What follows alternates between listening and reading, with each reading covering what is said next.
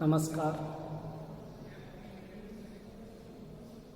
गायत्री स्नातकोत्तर कॉलेज सांचौर की online class में आपका स्वागत है। प्रिय विद्यार्थियों, आज हम कक्षा बीए पार्ट फर्स्ट विषय इतिहास का अध्ययन करेंगे। आज हम महाकाव्य काल के धार्मिक जीवन के बारे में पढ़ेंगे। महाकाव्य काल हमारे देश में एक महत्वपूर्ण काल माना जाता है। भारतीय इतिहास में वैदिक काल के बाद उत्तर वैदिक काल और उत्तर वैदिक काल के बाद का समय सूत्र काल और उसके बाद का समय महाकाव्य काल के नाम से जाना जाता है। और इस युग की जानकारी हमें आर्यों के दो बड़े महाकाव्य रामायण और महाभारत से मिलती है। रामायण व महाभारत हिंदुओं के प्रसिद्ध ग्रंथ माने जाते हैं। रामायण के लेखक वाल्मीकि और महाभारत के रचयिता मुनि वेदव्यास माने जाते हैं। परंतु आज जिस रूप में दोनों महाकाव्य उपलब्ध हैं, उस आधार पर उन्हें किसी एक युग तथा एक लेखक की कृति नहीं मान सकते। दोनों महाकाव्यों में रामायण अधिक प्राचीन है, क्योंकि महाभारत में राम का आख्यान मिलता है और रामायण के लेखक वाल्मीकि का भी उल्लेख मिलता है। और रामायण काल के आर्यों की भौगोलिक जानकारी बाद के आर्यों की जानकारी से सीमित थी। इसके विपरीत रामायण में महाभारत अथवा उसके लेखक का उल्लेख नहीं है। अर्थात दोनों महाकाव्यों में रामायण व महाभारत में रामायण प्राचीन है और रामायण का महाभारत में उल्लेख नहीं मिलता है, जबकि रामायण में महाभारत का उल्लेख है वो नहीं मिलता। महाभारत में रामायण का उल्लेख मिलता है। विद्वान इनके बारे में विभिन्न मत देते हैं, लेकिन इन्हें विद्वान मैक्डोनाल्ड जैसे 500 ईसा पूर्व के आसपास रचित मानते हैं। दोनों ही महाकाव्यों के अनेक पात्र ऐतिहासिक और वास्तविक हैं। इनकी कथा वस्तुओं में अगर हम देखें तो रामायण में भारत के प्रथम महाकवि महर्षि वाल्मीकि कृत रामायण में मुख्यतया इक्ष्वाकुवंशी अयोध्या नरेश दशरथ के पुत्र राम व उनके जीवन का पूरा वर्णन है।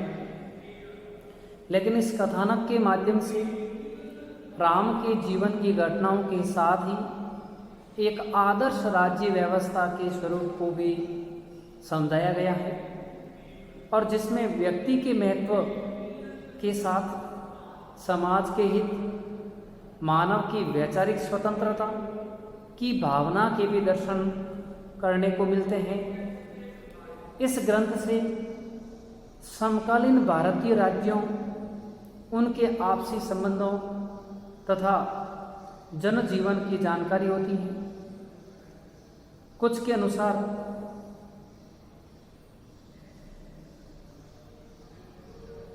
अनुसार रामायण आर्यों के दक्षिणी भारत में प्रवेश करने का इतिहास है। इसी तरह से महाभारत महाकाव्य रामायण की तरह महाभारत की मुख्य कथा भी कौरवों तथा पांडवों के मध्य लड़े गए बड़े युद्ध से संबंधित है। महाभारत के द्वारा दोनों पक्षों की ओर से युद्ध में भाग लेने वाले तत्कालीन भारत के आर्य राज्यों और उनके आपसी संबंधों तथा उनकी व्यवस्थाओं का ज्ञान होता है। और इसके साथ ही महाभारत जैसा ग्रंथ उस समय की तात्कालीन भारतीय स्थिति, आध्यात्मिकता, धार्मिकता और दार्शनिक उन्नति का भी परिचय है वो देता है। तो इस तरह से इस ग्रंथ का भी अपने आप में एक विशेष महत्व है। तो हम आज इन दोनों महाकाव्यकालीन धार्मिक जीवन के बारे में है वो पढ़ते हैं। और महाकाव्यकालीन धार्मिक जीवन में आते आते कई परिवर्तन देखने को मिले थे। वैदिक काल में हमने जैसा पढ़ा था कि प्रकृति के देवताओं की उपासना होती थी, लेकिन महाकाव्यों के समय तक आर्यों के धार्मिक विश्वासों में कई परिवर्तन आ चुके थे। वैदिक युग के प्राकृतिक देवताओं का जो स्थान है वह ब्रह्मा, विष्णु, महेश, गणेश, पार्वती, लक्ष्मी, दुर्गा आदि देवी देवताओं ने ले लिया। और महाकाव्य काल में ईश्वर की 3 प्रमुख शक्तियाँ सृजन करना, भरण पोषण करना और संहार करना, सृष्टि की रचना के रूप में ब्रह्मा को माना जाने लगा।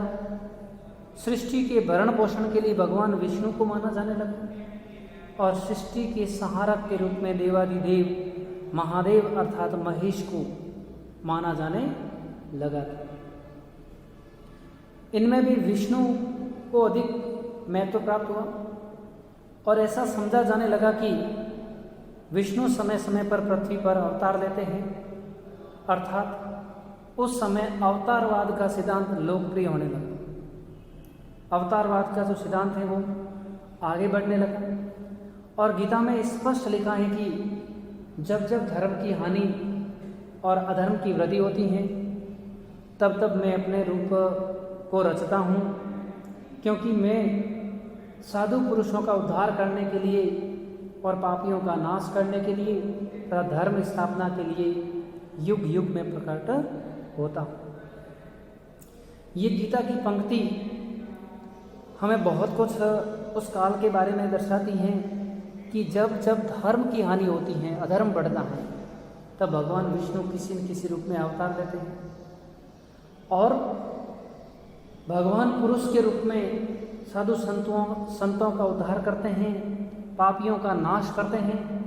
और भगवान विष्णु का ये कथन कि वह प्रत्येक युग में किसी न किसी रूप में जरूर प्रकट होते हैं, और यही धारणा अवतारवाद के नाम से प्रसिद्ध हुई। गीता के यही विचार आगे चलकर भक्ति मार्ग एवं अवतारवाद के रूप में वैष्णव धर्म में प्रस्फुटित हुए। महाकाव्यकालीन समाज में यज्ञों का तो महत्व बना रहा, परंतु पशु बलि धीरे धीरे लुप्त हो रही थी। अब लोगों में ऐसी धारणा होने लगी थी कि सच्चा यज्ञ तो सत्य, अहिंसा, संयम, वैराग्य, आचार शुद्धि को अपनाना एवं तृष्णा तथा क्रोध का त्याग करना था। कर्मवाद का पुनर्जन्म का सिद्धांत भी जोर पकड़ने लगा था। आत्मा का आवागमन का सिद्धांत सर्वमान्य हो चुका था और ये धारणा हो रही थी कि तप, ज्ञान और भक्ति के द्वारा ही मोक्ष की प्राप्ति संभव है। ब्राह्मणों का प्रत्येक धार्मिक कार्य पर एकाधिकार था। उपनिषदों की रचना इसी काल में हुई और भगवद गीता इस युग का सर्वोत्कृष्ट धर्म ग्रंथ माना जाता था। अर्थात पशु बलि धीरे धीरे लुप्त हो रही थी। लोगों में एक सच्चे ज्ञान की धारणा आ रही थी, जिसमें हम कह सकते हैं सत्य, अहिंसा, संयम, वैराग्य, आचार शुद्धि एवं तृष्णा और इनको अपनाना एवं तृष्णा व क्रोध को है वो त्यागना। कर्मवाद का पुनर्जन्म का सिद्धांत भी जोर पकड़ रहा था कि व्यक्ति अपने कर्मों के आधार पर पुनर्जन्म लेता है।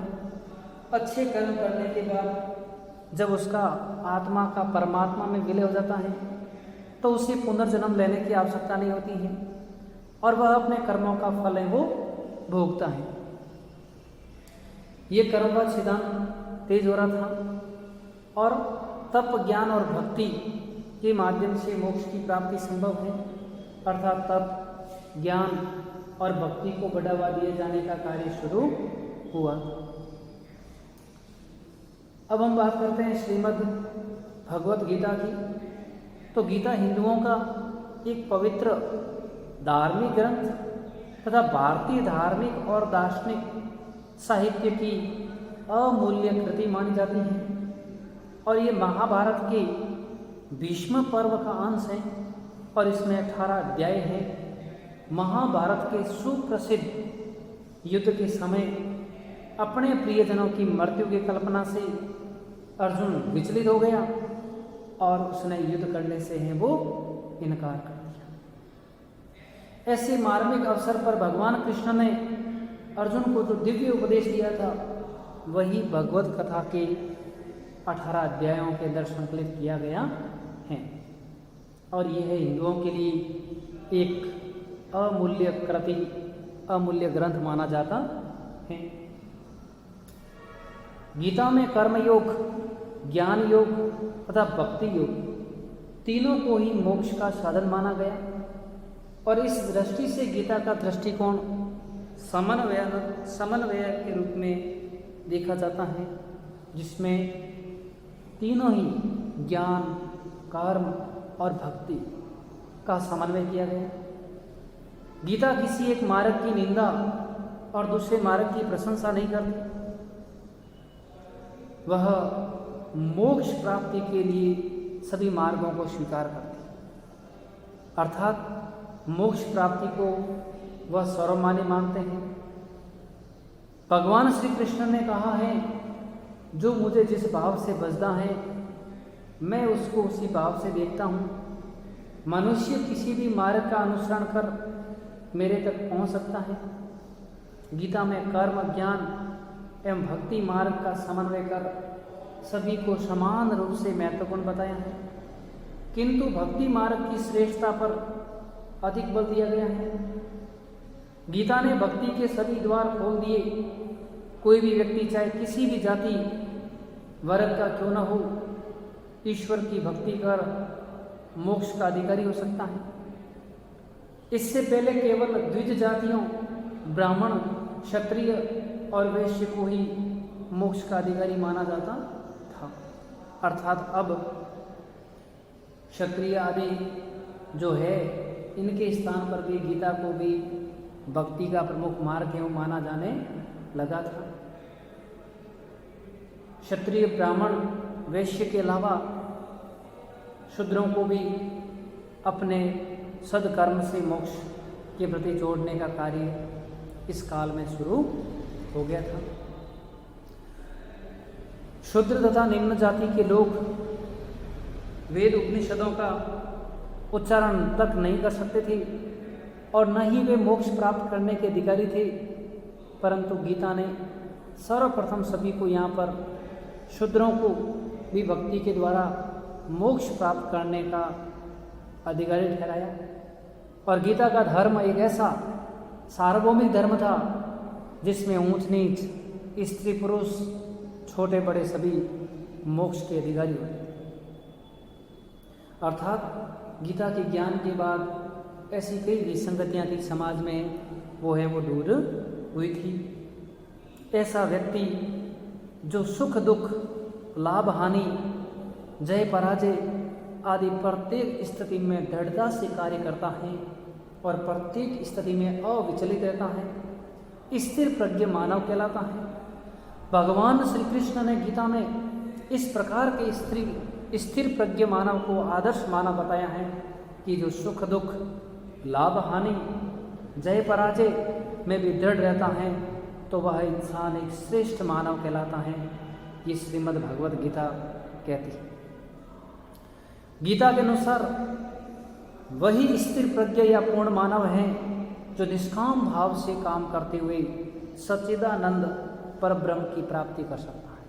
अर्थात किसी लोभ लालच से नहीं बल्कि निष्काम भाव से कार्य करते हुए और परम ईश्वर को प्राप्त करता है तो वही स्थिर प्रज्ञ या श्रेष्ठ मानव कहलाता है।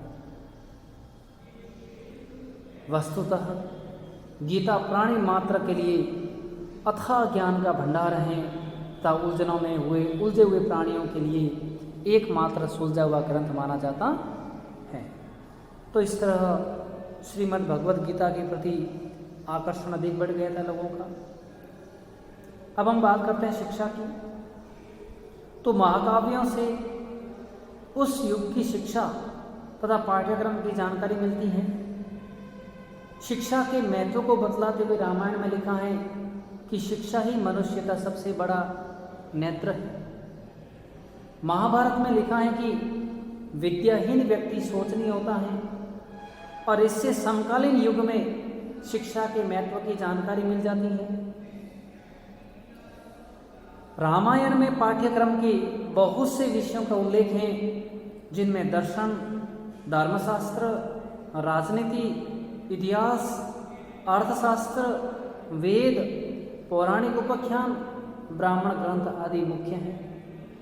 महाभारत काल में 6 अंगों सहित वेद, 10 अंगों सहित धनुर्वेद, उपनिषद, सांख्य योग, इतिहास, राजनीति, अर्थशास्त्र, आयुर्वेद, शल्य चिकित्सा, नीतिशास्त्र आदि विषय पढ़ाए जाते थे और विभिन्न विषयों के अलावा ललित कलाओं की शिक्षा भी दी जाती थी। उदाहरण के लिए शिखंडी चित्रकला में दक्ष था तो अर्जुन संगीत और नृत्य में। महाभारत में उल्लेख मिलता है कि युधिष्ठिर की दासियां 64 कलाओं में पारंगत थी। इससे उनकी कला के बारे में भी हमें जानकारी प्राप्त होती है। महाकाव्य काल में गुरुकुल स्थापित करने की परंपरा प्रचलित हुई थी। प्रत्येक ऋषि का आश्रम गुरुकुल था और जहां विद्यार्थियों को उच्चतम ज्ञान की शिक्षा प्रदान की जाती थी। रामायण में भारद्वाज और वाल्मीकि तथा महाभारत में मार्कंडेय एवं कण्व के आश्रमों का उल्लेख मिलता है और ये ऐसे आश्रम थे जहाँ पर क्षत्रिय और ब्राह्मणों को विधि विधान से शिक्षा प्रदान की जाती थी, जहाँ वे स्थायी निवास करके भी शिक्षा प्राप्त करते थे। किसी किसी गुरुकुल में तो हजारों की संख्या में विद्यार्थी पढ़ते थे। आश्रम का संस्थापक ऋषि गुरुकुल का कुलपति होता था और उसकी देखरेख में बहुत से योग्य विद्वान ऋषि विद्यार्थियों को पढ़ाने का काम करते थे। गुरुकुल का जीवन सादा एवं सरल होता था। विद्यार्थियों की सच्चरित्रा पर विशेष जोर दिया जाता था। गुरुकुल में नारी शिक्षा और सह शिक्षा को प्रतिष्ठा थी और संपन्न लोग अपने पुत्र पुत्रियों की शिक्षा की व्यवस्था अपने ही घर में करते थे। शिक्षक लोग ऐसे व्यक्तियों के निवास स्थानों पर जाकर शिक्षा का दान करते थे। उदाहरण के रूप में विराट नरेश की पुत्री उत्तरा को संगीत और नृत्य की शिक्षा देने के लिए अर्जुन को नियुक्त किया था। कौरव राजकुमारों की शिक्षा के लिए गुरु द्रोणाचार्य को नियुक्त किया था और इस काल में शूद्रों को शिक्षा का अधिकार नहीं था, जिसका एक उदाहरण हमें द्रोणाचार्य के एकलव्य को धनुर्विद्या सिखाने से मना करना था, क्योंकि एकलव्य निषाद जाति का शूद्र था। अर्थात उस समय शिक्षा का काफी विस्तार था। शिक्षा गुरुकुलों में दी जाती थी और उस समय प्रसिद्ध गुरुकुलों के अंतर्गत जैसे भारद्वाज वाल्मीकि के गुरुकुल हैं, मार्कंडेय कण्व के गुरुकुल हैं, वशिष्ठ विश्वामित्र के गुरुकुल हैं आदि श्रेष्ठ गुरुकुल माने जाते थे, जहाँ क्षत्रिय और ब्राह्मणों को उनके धर्म के अनुसार शिक्षा प्रदान की जाती थी। शूद्रों को शिक्षा का अधिकार नहीं था। तो इस तरह से महाकाव्य काल में कई तरह की शिक्षाएं भी दी जाती थी और उनमें उन्हें अस्त्र शस्त्र चलाने में भी पारंगत किया जाता था। धन्यवाद।